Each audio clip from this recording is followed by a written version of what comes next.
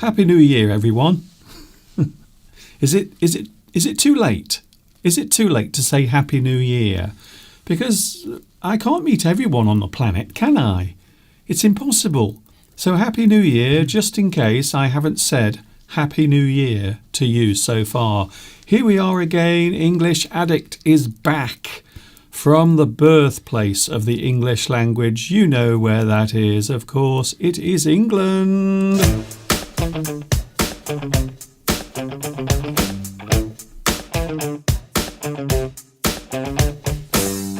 Yeah.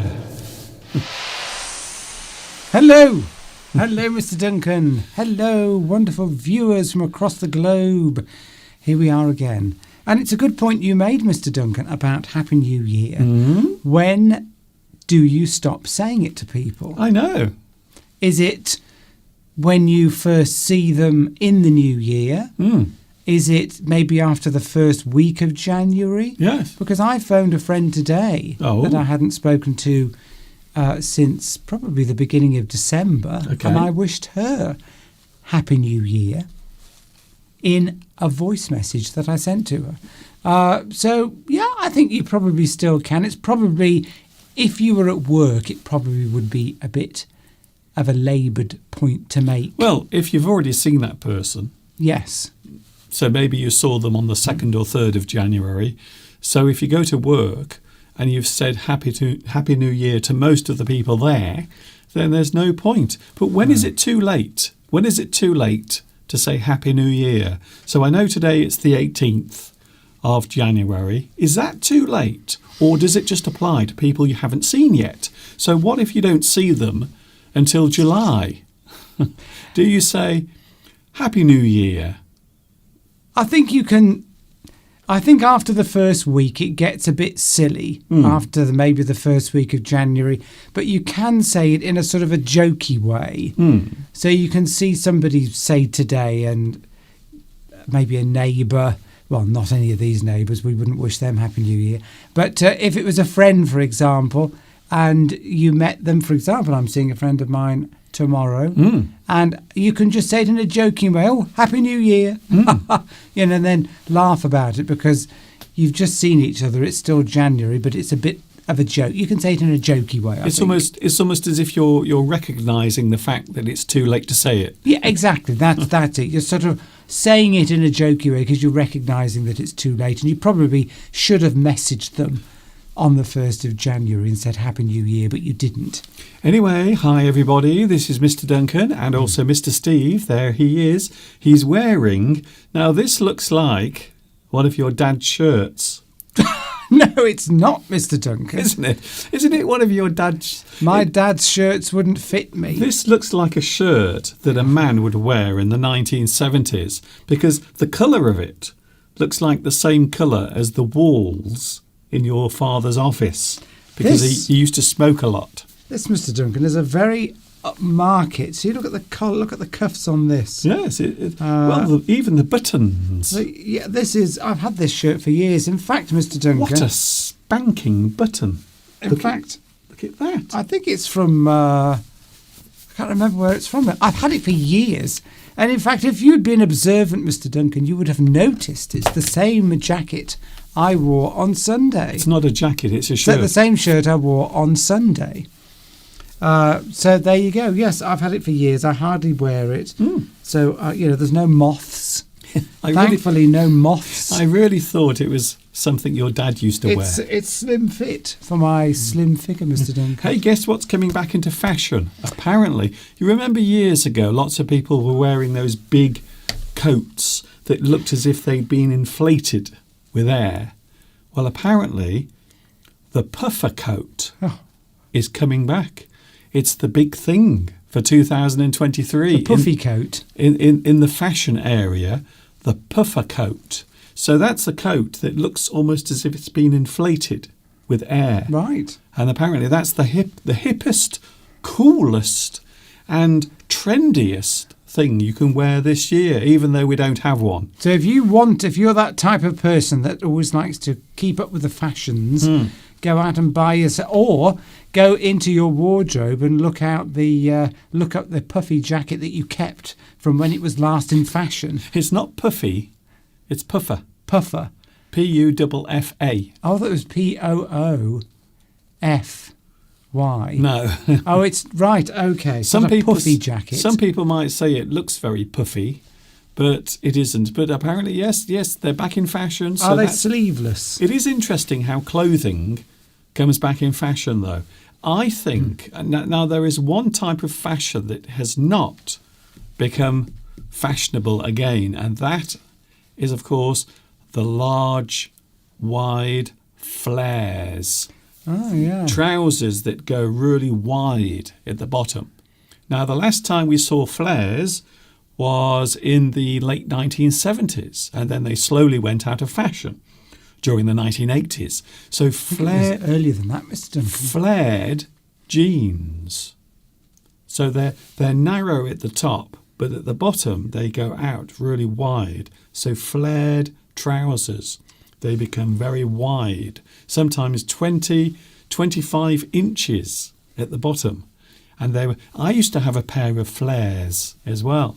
I remember I went with my father on a ferry across to France, and I was wearing my flares on that day, and it was so windy on the boat. It was so windy. My flares were flapping like flags. Were you helping to push the boat along, were you? They were making the same sound as the flags. They were very impractical. I hated them. I think they might have come in the mid-70s, because I remember having some when I was an early teenager. Oh. And I didn't like them at all. They were, as you say, they flapped around, and if they got wet, they were horrible when they got wet, because, of course, in those days you sort of went out in all weathers. You didn't have your mum and dad to take you in the car to very many places. So they used to get wet. They were horrible. I hated them. I never liked them. No. I didn't like standing out, because I felt as though people were looking at me with these flares, and I didn't like it. So what I think that will be the next big fashion craze to come back from the past. Flares, big, wide-bottomed. So I think they used to call them bell-bottoms as well. Bell-bottom jeans or bell-bottom trousers. Very narrow at the top and then wide at the bottom. And I think one day they will be back in fashion. Anyway, can I say hello to everyone out there? Happy New Year. Just in case we haven't said Happy New Year to you so far. So maybe you haven't seen us until today. Maybe you're new onto this channel. So how is your year? Or first time this year on the channel. How is 2023? How is it going for you? I always think, now, if you want to write a good science fiction movie or a screenplay or a novel, I think one of the best years to set your story in is 2023, because I think it sounds really futuristic. So you might say, the year is 2023.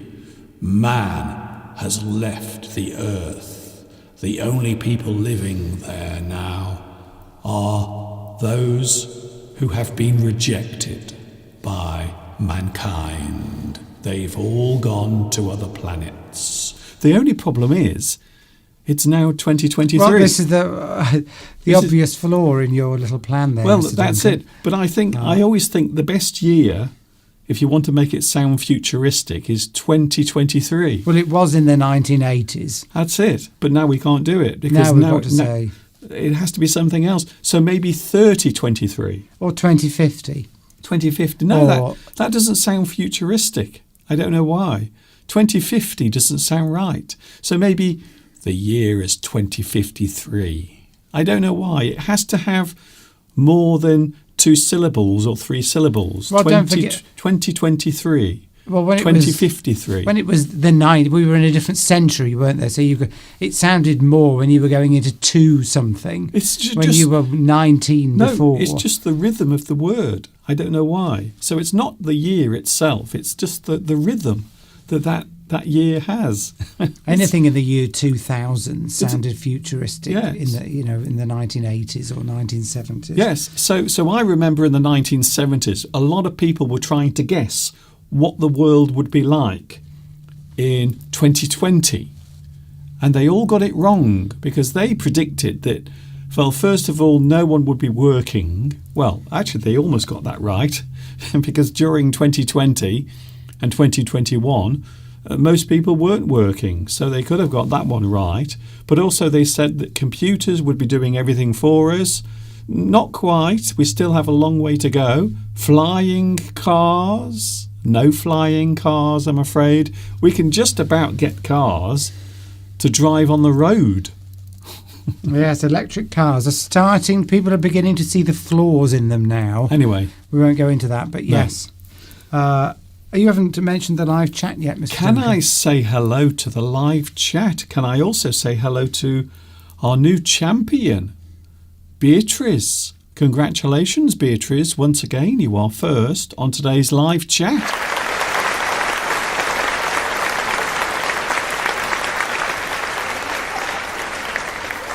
Congratulations to Beatrice. You are first today. Although in terms of the number of messages that people are writing, I think Lewis comes out top.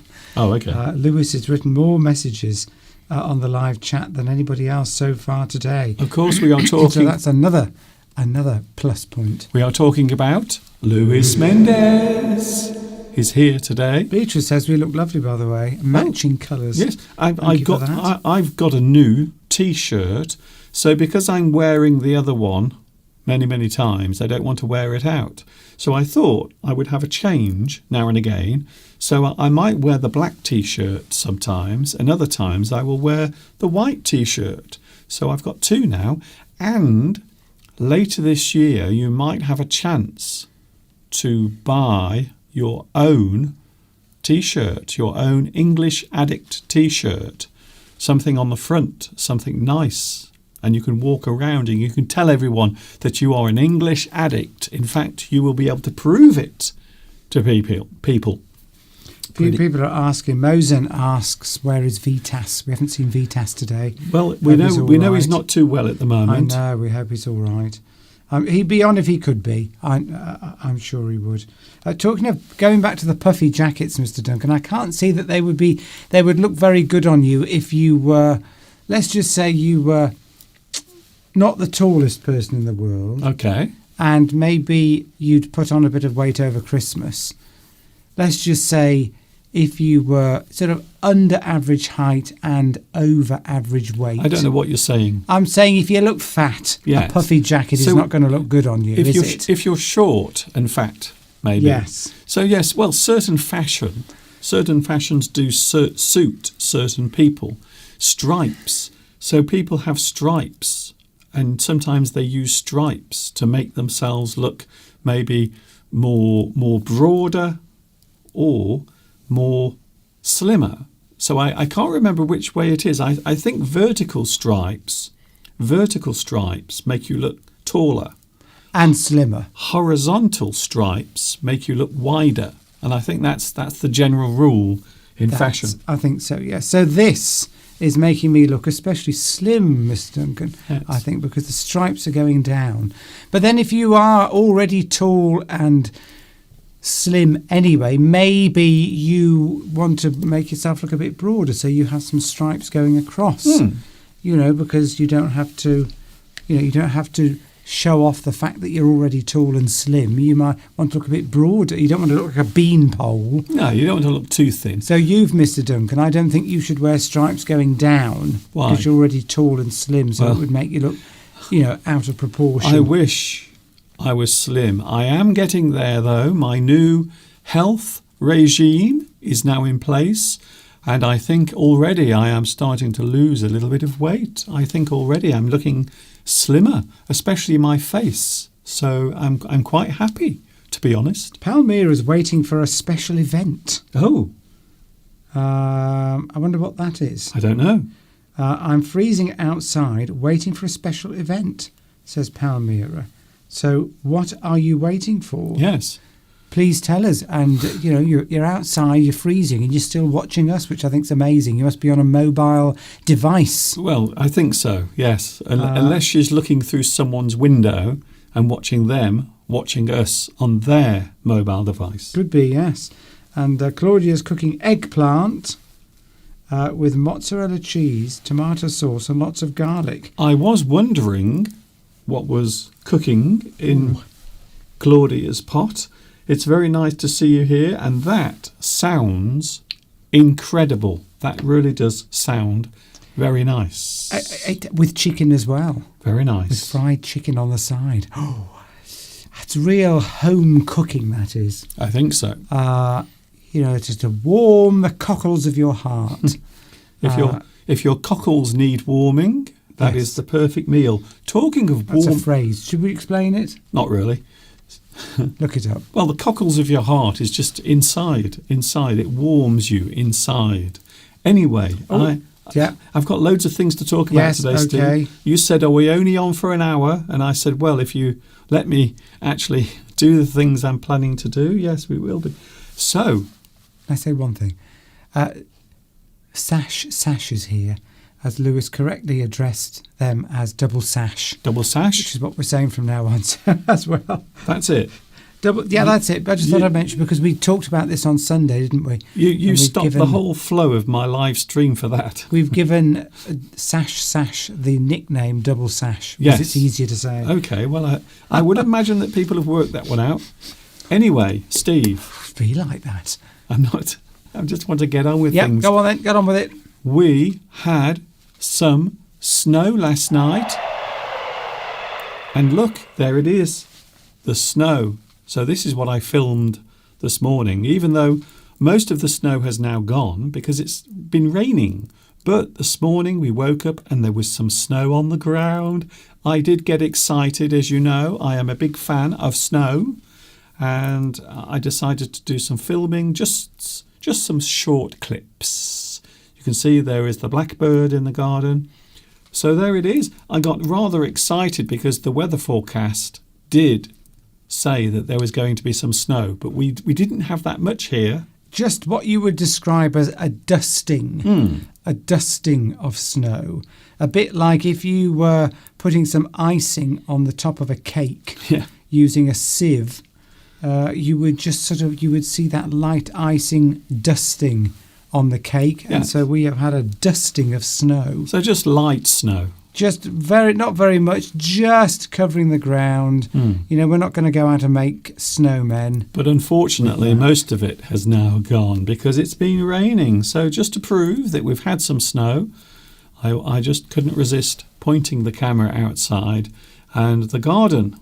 There is still some snow in the garden, but most of it has now gone. Palmyra, by the way, is near her granddaughter's school, waiting for a concert to start. A concert? That she's no doubt in. Yes.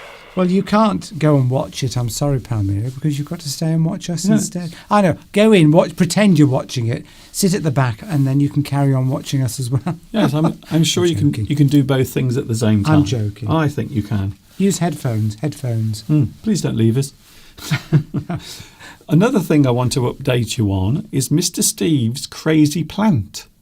Oh. If you remember, a few days ago I showed you the plant that was given to Steve for Christmas. And it's gone even more crazy now. Would you like to have a look? Here it is. So here is the plant, and you can see, or you will see, that it has grown quite a lot. Isn't that amazing? This is incredible, Steve. Got 3 leaves now, and at the bottom there's some new ones coming along as well. And we've still got that giant ladybird as well, which is was pointed out by somebody, one of our lovely viewers as well. Yes, it keeps flopping over because it needs watering. Yes. So when you showed it the other week, I can't remember what it looked like then. Well, it was much smaller than that. Smaller than that. Imagine that, but much smaller. This is the amaryllis, isn't it? The amaryllis. Show me the way to amaryllis. Nearly. So Mr. Steve's plant is coming on very nicely. We will give you regular updates. Oh, of course. On what is happening with it, because I know a lot of people will be interested. somewhere. I think we don't know what colour flower it will have. I'm hoping it's red. Oh, If it's white or cream, it'll be boring. okay. So I'm hoping it'll be a bright red colour. So Mr. Steve will take his anger out on the plant. If it's white or cream, he will just chop it to pieces. But if it's red, he will keep it. So you've been warned, plant. You've been warned. Well, Palmyra's going to carry on with the chat when she's inside. Today, we have a lot of things to talk about. We are looking at clowning around. Clowns. Some people are afraid of clowns.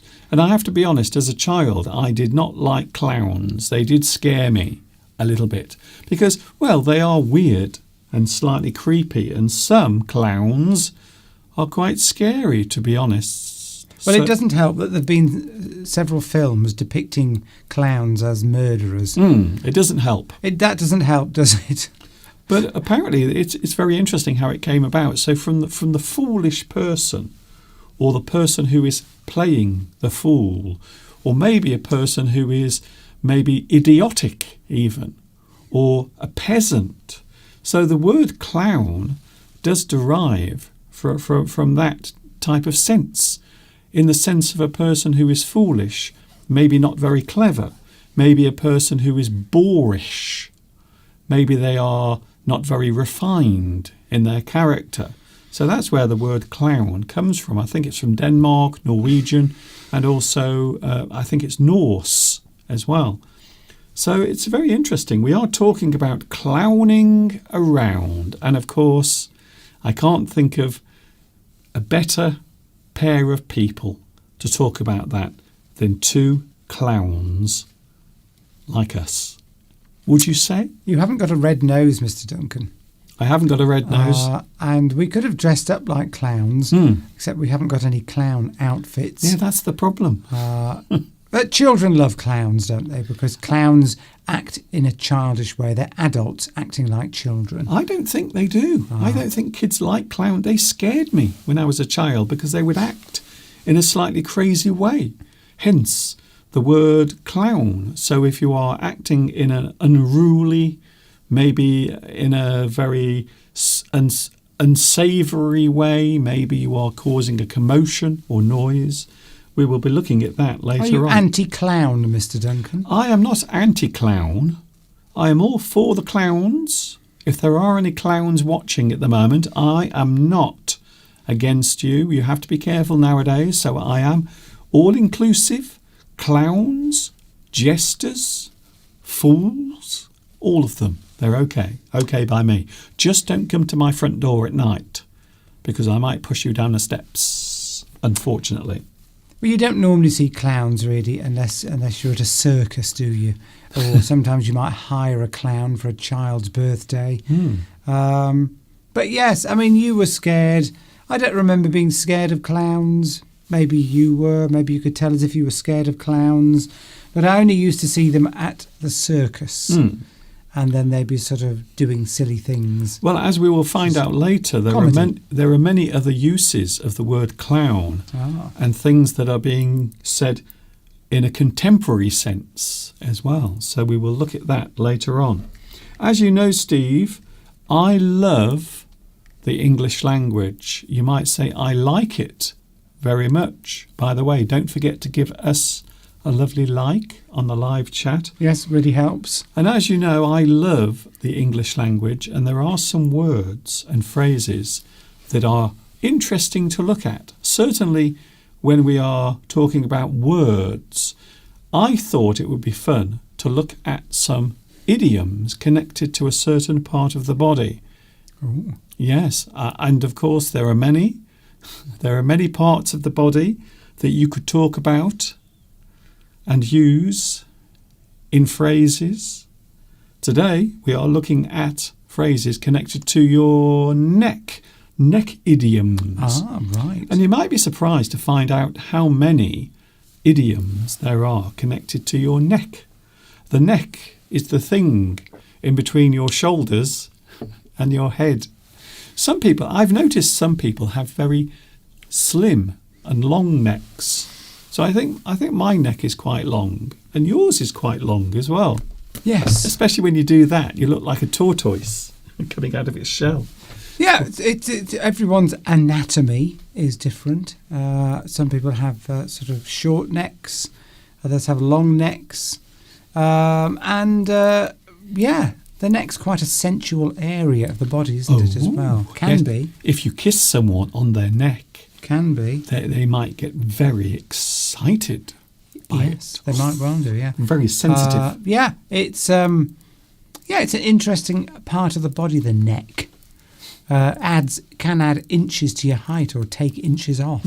But it's also very vulnerable to damage. Yes. And of course, if you want to chop someone's head off, it's a good place to to start, isn't it? Is that the only place? That's the only place. If you want to decapitate someone, where else are you going to do it? I know. I'm sort You're of not joking, going to do really, it on yes. their shoulder, are you? You're going to do it right here, straight across in one chop. Yes, you think that. I don't know why we've really got necks. I suppose it's because we need to be able to move our heads around. Yeah. But it does make you a bit vulnerable, I always think, a neck. Yes. And some people have very wide necks. Yes. Their necks sometimes are wider than their heads. Yes. Cristiano Ronaldo, it's very strange whenever you see him. His neck is wider than his head. Yes. And I don't know how that's possible. Exactly. I mean, not that it detracts at all from his loveliness, but let's face it, he is probably a very eligible man when it comes to... But he has a very wide neck. He does, yes. If you look at him, his neck is wider than his head. But then his shoulders are very wide, so that makes up for it. But it makes his head look like a peanut. Yes. Well, of course, if you're a Formula One driver, you often have a very big, thick neck because you need strong neck muscles to withstand the forces of going around those corners, the G-forces. You know he's a footballer, don't you? I know he is, yes. But I just said, I know he's a footballer, Mr. Duncan. I'm talking about Formula One drivers who have to, they have to be able to resist the cornering forces, and they have very big, thick, powerful necks. I think it's also people who do a lot of weight training as well, because they develop their muscles, and I think what happens eventually is their neck muscles also develop, and their neck becomes much wider than their head. Yes, I might do that. I wonder if you could do weight training on your head, sort of balance some weights on your head, and then sort of do training like that. Well, I think you you do sit-ups like this. This is what you do, Steve. You do this. You sit up and down, and it puts a lot of strain. Yeah, and because of course your skin under here starts to sag as you get older, so you need to do that to keep that all firm. I know that. Well, that's the worst part. There we go. The worst. The one thing I'm noticing as I'm getting older is my neck. My neck is getting a little loose. So I'm hoping by losing weight, it will suck everything back in. It will pull it all back in. I think that's a good exercise, going back like that. And then doing that, you can feel all your muscles tightening under here and making you, taut and muscular again. Ooh. Keeping everything nice and firm under here. Anyway, It is now 2:30 on a Wednesday. We are looking at some neck idioms first, and then we are going to look at clowning around with Mr. Steve and Mr. Duncan. So, first of all, we can save someone's neck. You can save a person's neck. If you save someone's neck, you are getting someone out of a bad situation. You are saving them from some sort of misfortune. Could you think of an example? Yeah, maybe you're having to give a presentation at work. Is it Bill? No, maybe you're giving a presentation at work and you get mixed up in your presentation, or you forget your words, and then somebody comes and helps you in a subtle way. You could say afterwards, "Oh, thanks for saving my neck," because the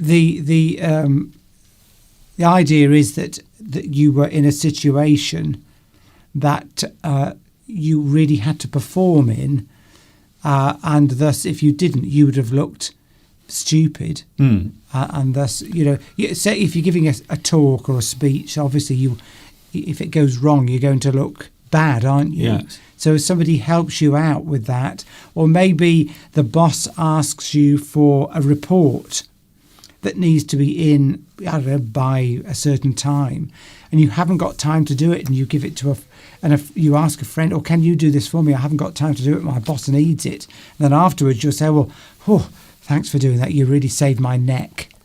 So it's got to be a situation that is quite that you've got to be performing in. It's got to be a situation that has some peril if you don't complete the task. Of course, it derives from the battlefield, where in the early days of battle, in the early days of, I suppose you would have wars, battles taking place. Quite often people would use large, sharp things such as axes and swords, and they would swing them around, and quite often you would either get stabbed by the sword or they would chop your head off. Quite often you would lose your head. So if your friend in the battle helps you, they will literally save your neck. Because that's probably in battle, that's going to be a very vulnerable. If you want to kill somebody, go for the neck, I would say. So if you probably literally save their life, save their neck. So, and using this in a situation like I described at work, then it's a situation where you could have lost your job if you hadn't done this report. Yes, so it's normally a very serious outcome that person is being saved from. Yes. That's good. So we'll get some more of these definitions. You might stick your neck out. To stick one's neck out for someone. So again, very similar, but the other way round. So instead of you saving someone else, you are actually doing the thing. It's the action that you are doing that is saving someone else. So you can have your neck saved, or you can stick your neck out for someone else. So you risk yourself for another person, which is very similar. So you are doing something maybe courageous, maybe in battle. Once again, I think this derives from the battlefield. So if you stick your neck out, you are getting in the way of another person. You are defending someone. You are risking yourself for another person. And an example could be, and this I've heard this used in this situation, that people will say that, for example, at work, you've got some meeting going on. There's always a meeting. There's always a meeting, yes.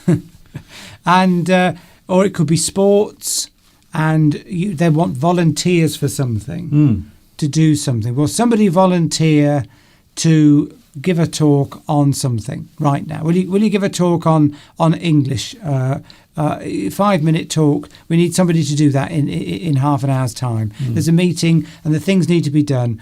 And do you volunteer? Do you stick your neck out to do that, or are you the person that won't dare do anything because you're too frightened? So in that sense, it's that person doing a brave thing. Yes, doing a brave thing. And you will often hear people say, if you're trying to, this happened to us, used to happen to us a lot at work. We'd have to present back, a group of us. We'd be in groups, and you'd be undertaking some task about how to increase your sales. Okay. And you were in groups of, say, 5, several groups of 5. But one person from each group then has to feed back to everybody else about what they've discovered. If there's always somebody that never will volunteer for this. And you might then say, Dave, he never sticks his neck out for anyone. So you can use that to say a particular person will never do that. But you might say, all right, I'll do it. I'll stick my neck out. Yes. So you're making yourself vulnerable, aren't you? Yes.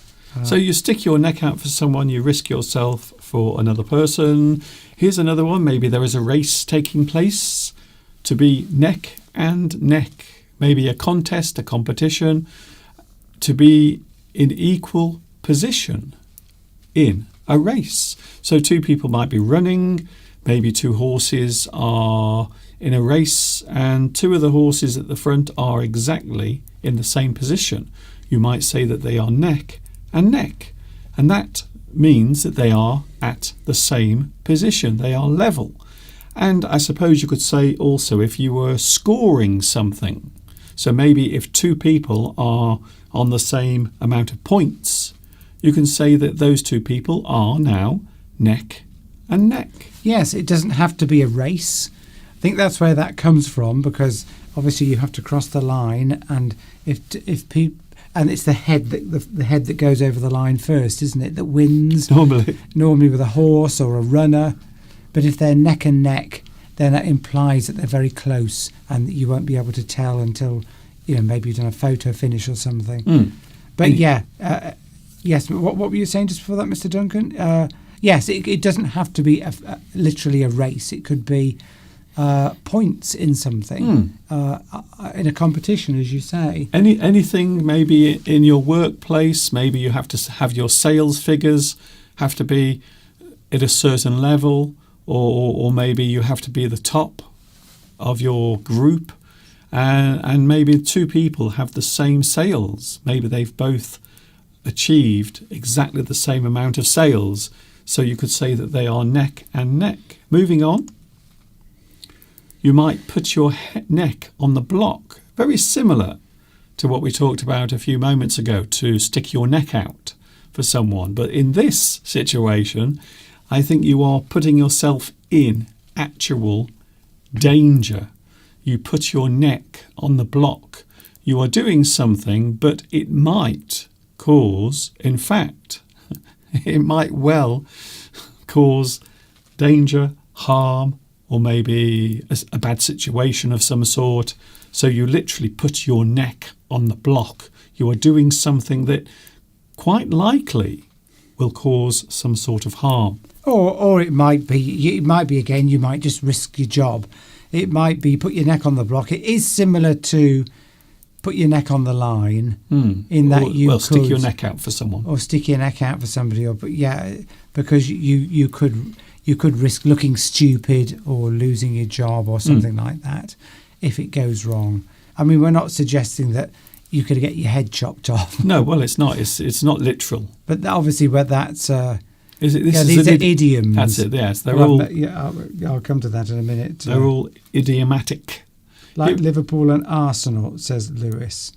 They are neck and neck, I presume, in the Championship League. Yes. In fact, didn't Arsenal win the other day? They won, yes. Don't ask me. I think they actually won the other day. I know nothing about football. Well, I only know because it was my mother's favourite team. Here's another one, Steve. To break one's neck, you break your neck. So maybe if you over-worry, or maybe if you stress or strain yourself whilst doing something, you are breaking your neck. Or maybe a person who asks you to do something, but you don't want them to worry too much about it at the moment. You can do it next week. There's no need to break your neck. So you don't have to rush out and do that thing straight away. You can do it next week. It's okay, don't worry. Don't break your neck. But also you can say that you've been working hard, or you've been straining yourself. You've been working so hard. Oh, I broke my neck over this. I broke my neck over it. You put so much effort and strain into it. Yeah, exactly. That's a good one. I like that one. That's a good one. Here's another one, Steve. Oh, I think you can do this one, Steve. A pain in the neck. This one's been mentioned. Francesca mentioned this one. Yes, it's an annoying thing or an annoying person. So not to take this literally. We don't literally mean you've got a pain. A pain, if you do get a literal pain in your neck, as Lewis has described, when you're driving along, you come to a junction, you do that, and your neck is painful. It's annoying. But in this instance, we're not literally meaning a pain in the neck. We're literally saying that some annoying thing that's happened, or a person has annoyed you, it's like you've got a pain in the neck. Yes. It's equivalent to that. Yes. And it's something annoying. So it's also something that's prolonged as well. So that pain doesn't go away.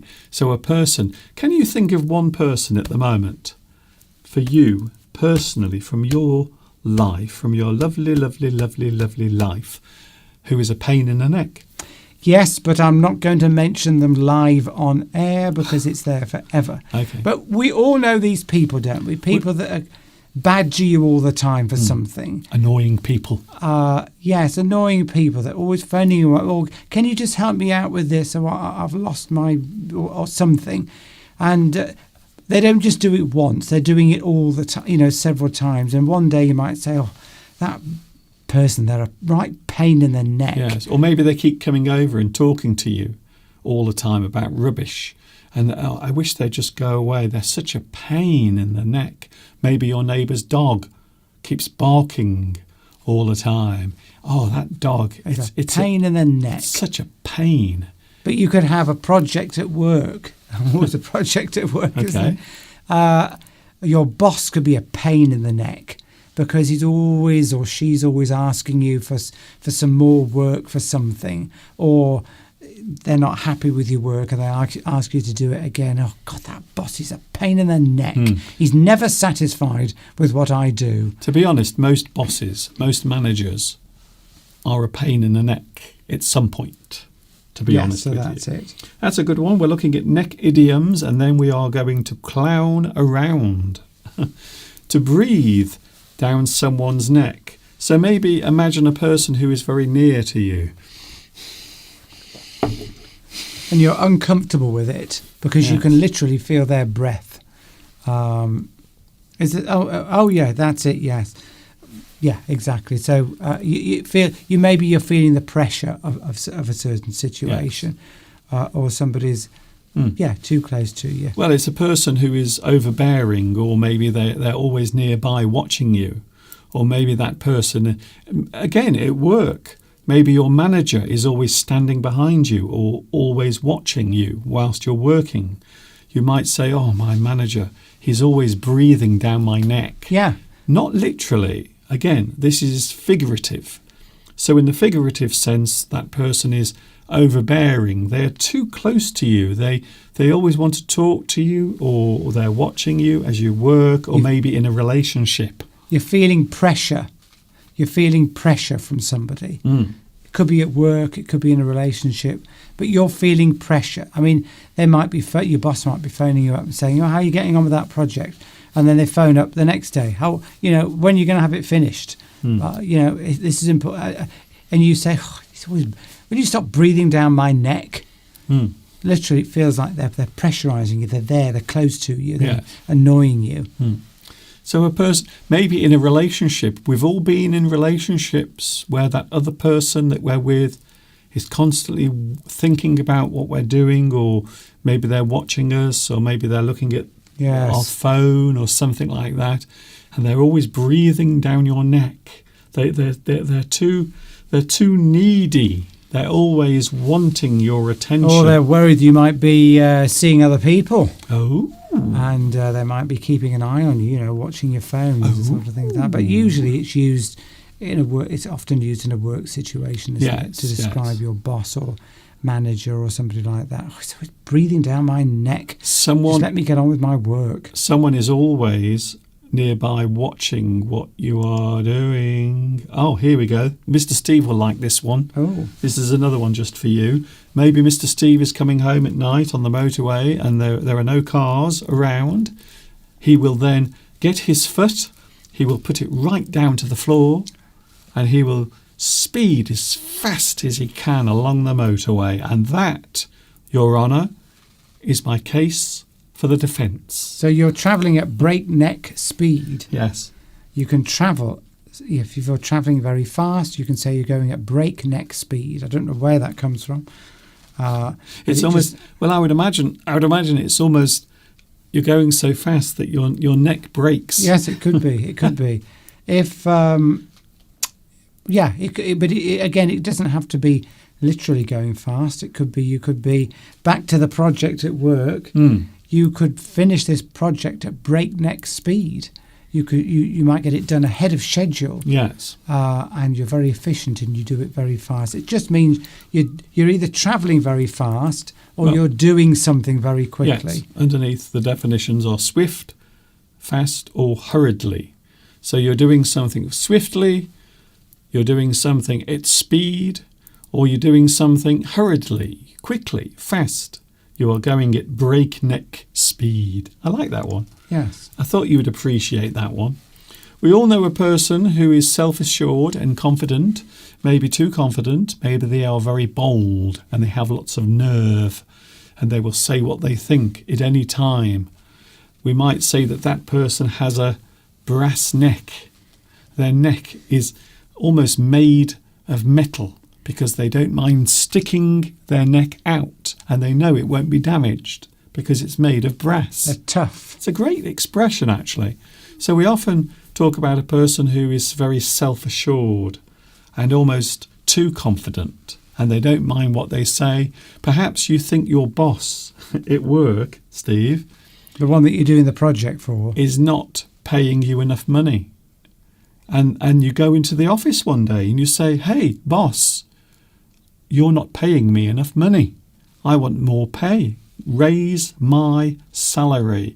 And he says, "Oh my gosh, you've got a brass neck." It means you've done something very daring and you have shown a lot of confidence and you are very self-assured of the thing you are pursuing. They might say, "You've got a brass neck, but I'm not going to give you a pay rise. You're fired." And then you might say, "Well, he's got an even tougher brass neck than me." We don't use that very much, but you do use it, yeah. Here's another. We all know someone like this in our lives. A person who is dead from the neck up. There are many politicians, perhaps, might be described as this. A person who is dead from the neck up is brainless. They are an idiot or a fool. They're not very intelligent, or they do things that are seen as foolish. So you might say that that person is dead from the neck up. They are not very intelligent. They don't really think things through. Maybe someone who is a bit unemotional as well. You can describe them as dead from the neck up. You know, you're trying to get a laugh out of somebody maybe, and they don't respond. It just means somebody that's a bit unresponsive. Yes, they're brainless. I would say, yeah, they appear to have no brain. They are foolish. They are an idiot. And of course, this part of your this is all you, isn't it? This is your whole character. Everything. It's everything. This is it. So you are in here. Everything that you know, everything that you lived, everything that you remember. It's all in this little shell. Yes, it's people that don't really respond in an emotional way to anything. Finally, before we have a little break, to be up to your neck. Oh. You are up to your neck. To be deeply involved in something, to be in a serious situation that is probably very difficult to get out of. You are up to your neck. You are involved in something that you now regret. Maybe you have a lot of debt. Oh. So you owe money to lots of people, and you might say, "Oh, can you lend me some money? I'm up to my neck in debt." So you're deeply mired in debt. Yeah, it's like if you were being buried in sand or mud. Obviously, it's getting quite serious if it's up to your neck, because it's not far before you're going to be drowning in whatever it is. That's it. And it's also hard to escape from. Hard to escape from, yeah. I'm up to my neck in debt. Or they're up to their neck in crime. Yes. Or something like that. They've got involved in some crime gang and now they can't get out of it. They might say, "Oh, I'm up to my neck now. I can't move away. I can't go away, or else they'll send a hitman out relationship to find me and put me down." Yeah. What's that? You're involved with people that you shouldn't be involved with. You're up to your neck in it. Usually debt is a common one that where Yeah. that phrase is used. Especially these days. Or if Especially. difficult to get out of a relationship, you can say, "Oh, I want to break up with this person," but it's so difficult because if they do, they're going to cry, they're going to sob. It's going to take me weeks of having to console that person, and your friend might say, "Yeah, you're up to your neck in it." This sounds like an experience. Have you had this experience? The suggestion is you probably let it go on for too long before you've done something about it. And that's the same with debt. You've let it build up to a point where it's now very difficult to get out of it. Same with the relationship. You maybe should have done something earlier. So it's a good phrase, that. You are deeply I'm involved. up to my neck in it. You are too deeply involved. You can't get out of it. You are in a serious situation. And there they are, our neck idioms, Right. Mr. Steve. We're going to have a little break and then we'll be back. We are clowning around today, which I think is quite suitable when you think about Well, it. I don't think we have been clowning around. I think we've been very serious. I think we've done a very good one. This might be one of our best ones ever. Perhaps. Please do a nice big like. Don't forget. Because this gets Mr. Duncan. This is very important for YouTube algorithms, because with the likes, it means that Mr. Duncan will be, more people will know about it.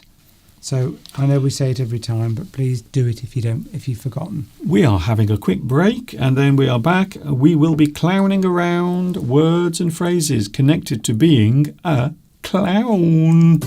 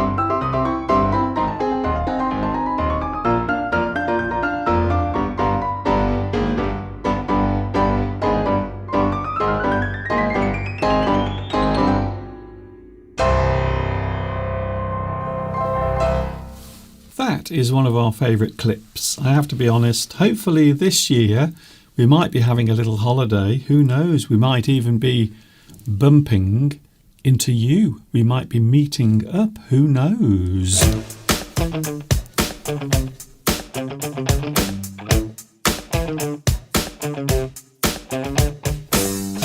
Anything is possible. Anything. We could go back to Turkey, couldn't we? We could. We could.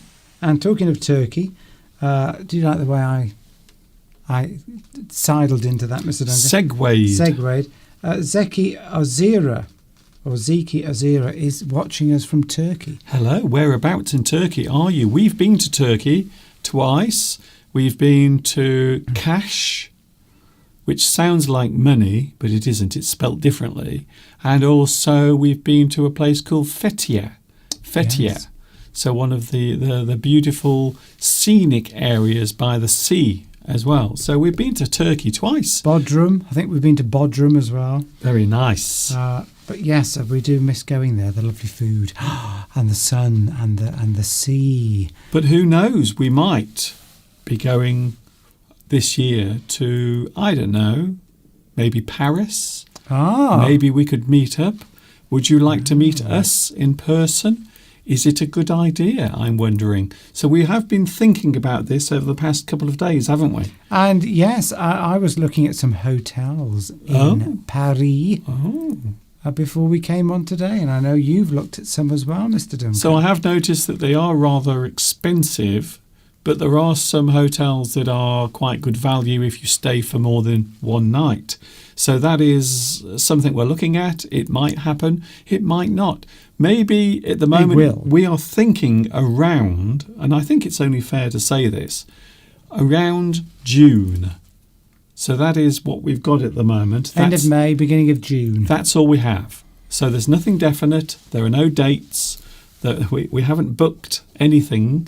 But at the moment we would like to do that. And if you would like to meet up with us in France, more accurately, Paris, then we will see what happens. We've got to go when the children are still at school and probably over a weekend, because that's when, if anyone's working, they'll be able to get a break. No public holidays. No public holidays, no children. Well, of course, the children will be off at the weekend, but at least it means that there won't be lots of holiday makers going to Paris. So at the moment, all we have is maybe early June, mid-June, and no later. Quite likely it will be Paris. I think so. That's it. So that's all the details we have at the moment, and we don't have any other details except for those details. And maybe Lewis can let us know what is the most expensive hotel in Paris, and we'll stay there. There are some hotels that are £2,500 a night. Is that all? We won't be staying in those hotels. Unless, of course, we get sponsored. We can always sleep on the streets, because there are a lot of people now sleeping on the streets in Paris. That's true. We saw that last time we were there a number of years ago. So maybe we can just take a tent. Well, just take a tent. We can put our tent up under the Arc de Triomphe. I think they'd move you on from there. I think they would. But yes, that's what we're talking about. So when you get a minute, Lewis, maybe you can tell us when where are all the viewers going, by the way? When the children's holidays What's are. happened? Are we still here? Are we still here? No, we're still here. But what's happening? Is there something happening today that we don't know about? Maybe there's a big football match or something. Something's happening. Or has everyone just ran outside to look at the sun? Thought of meeting us in Paris has frightened people off. You need to stick your neck out and come and see us. I think so. Be brave. Don't be afraid. It's only us. It's only the internet. So we are now looking at words and phrases connected to today's subject. Etc.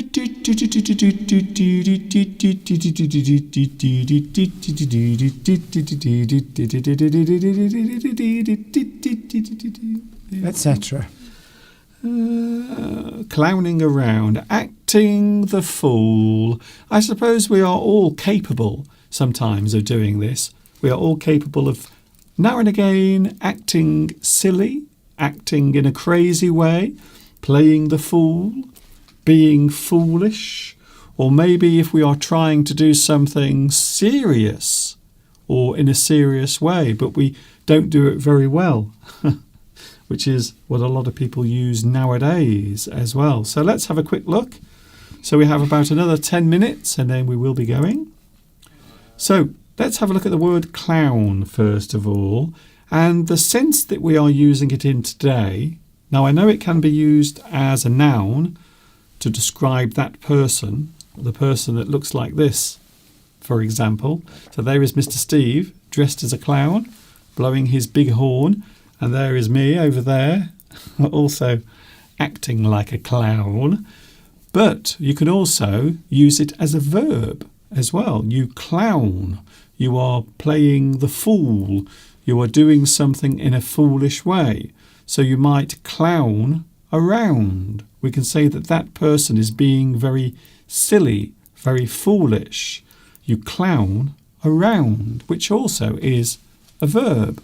So the thing that they are doing it in a foolish way, a silly way. Yeah, maybe you're at work and somebody's, moving things around on your desk all the time, or or taking things away and hiding them, or spilling your drink or something, just acting like a fool. You might say, "Oh, stop clowning around," or they're poking you or doing something like Really? that.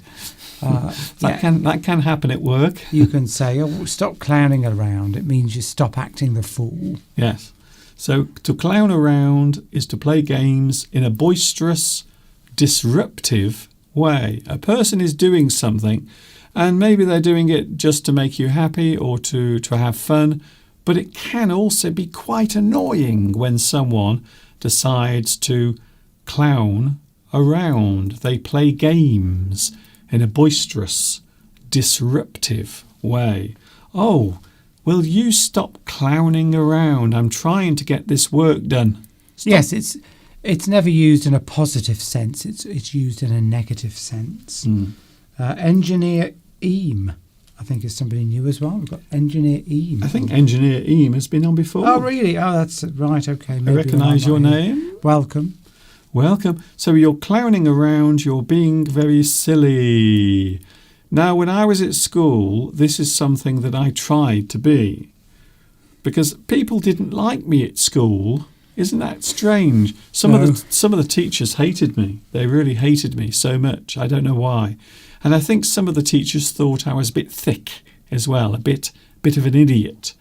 But I used to like sometimes being the class clown, especially when I was at junior school.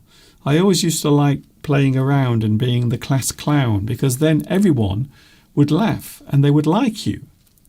So quite often you use humour, or just the fact that you want to be silly and play around like a clown as a way of defending yourself.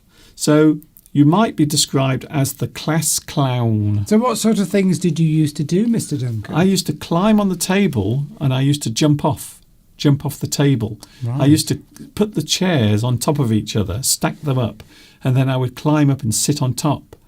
And I remember one of my teachers getting rather upset and said, "Mr. Duncan." Well, they didn't say Mr. Duncan. They just said Duncan in those days. It was before I became a Mr. I wasn't a Mr. then. I was just Duncan. And they used to say, "Duncan, get off those chairs. You will fall and you will hurt yourself." I never did, by the way. But I used to make some of the other students in the class, I used to make them laugh. And I was only around maybe 8 or 9 years old.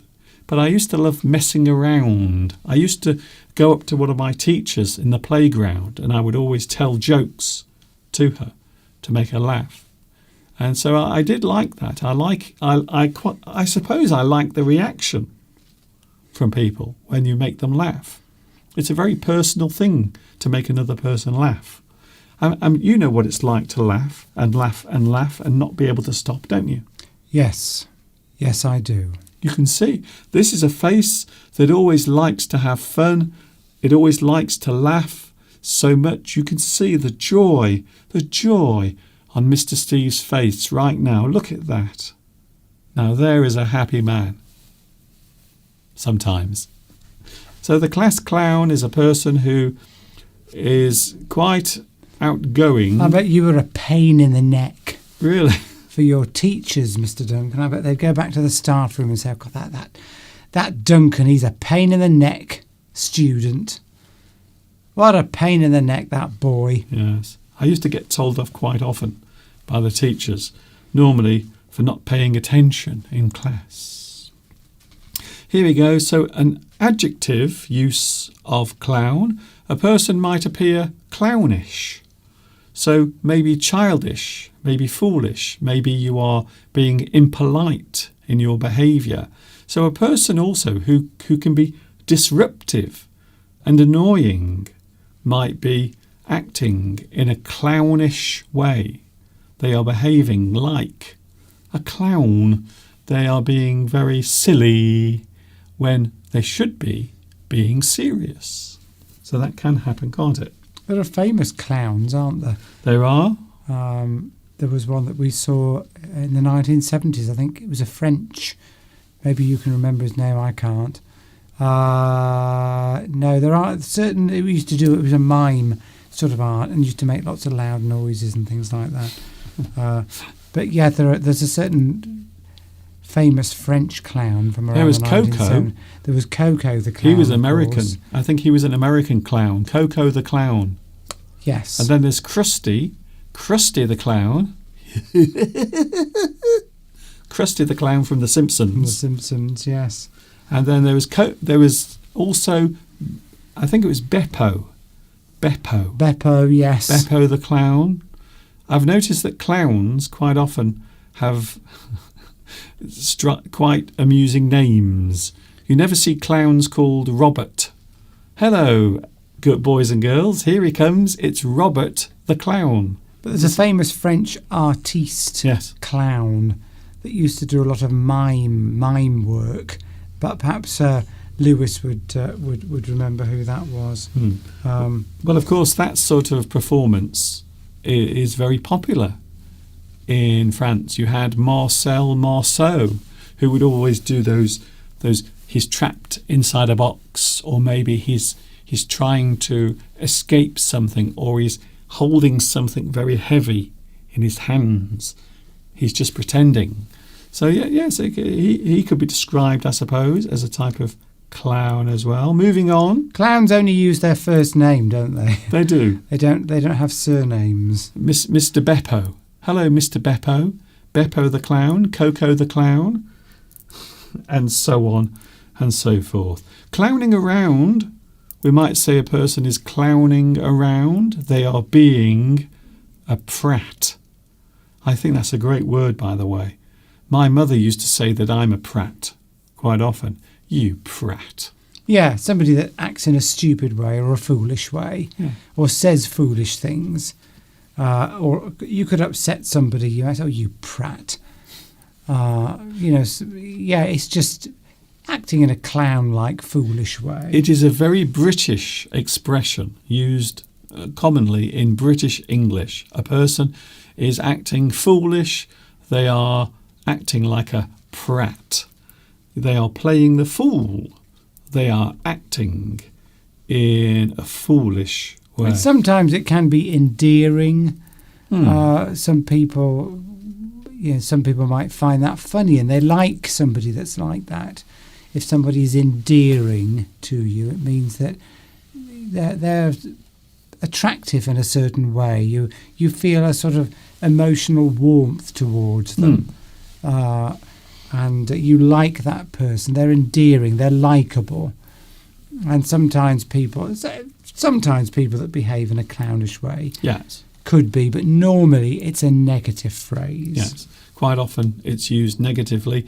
A person who is clowning or behaves like a clown is idiotic, foolish, daft, and boorish as well. So rude. A rude person who acts in a very trivial way might be described as a clown. A person that behaves foolishly or impolitely might also be described as a clown. I look like a camp clown, don't I? I've got my hand on my waist. I look quite camp. Yes, you look very. I think that's a very gay clown. Yes, very camp. Very camp. Yes, I think so. So another one. We will be going in around about 5 minutes. So we've just had that one, and we can use the word clown, and I'm sure a lot of people are aware of this nowadays, contemporary. So in its contemporary use, you might say that a person is a public fool, or maybe an incompetent person in authority. Yes. I have heard people say or describe certain world leaders as clowns. You mean certain world leaders quite close to home? No? Like Boris Johnson, for example? Well, I was talking about someone not so close to home in the United States. Yeah. So there is a certain person who has been described as a clown. In fact, many world leaders at some point are probably going to be described as a clown. So this is something that's very contemporary now. There's even a site or a channel on Twitter. Someone has their own profile on Twitter, and they're called Clown World, and they often highlight all the stupidity of human behaviour. So a person who is a clown, described as a clown nowadays, might be a person who has a lot of authority or a very important job, but they don't do it very well. Well, Boris Johnson was often described as a clown, and so was Trump, of course. Yes. But I mean, yeah, the archetypal authoritarian figure of recent times, I think you would describe Boris Johnson would fit into that quite. Whether you agree with what he did or not, but he did used to act a bit like a fool in public. Yes, I think his was a kind of defence mechanism, again, to ease the criticism of himself. I think he used it as a sort of shield almost. So a person who is a clown in modern terms might be a person who is just not very good at their job. You might act like a clown. Again, you behave foolishly without any self-awareness. So you never even think about what you're doing. You just do it without any thought. So you don't even have any self-awareness of what you are actually doing. And I suppose finally, the word clown.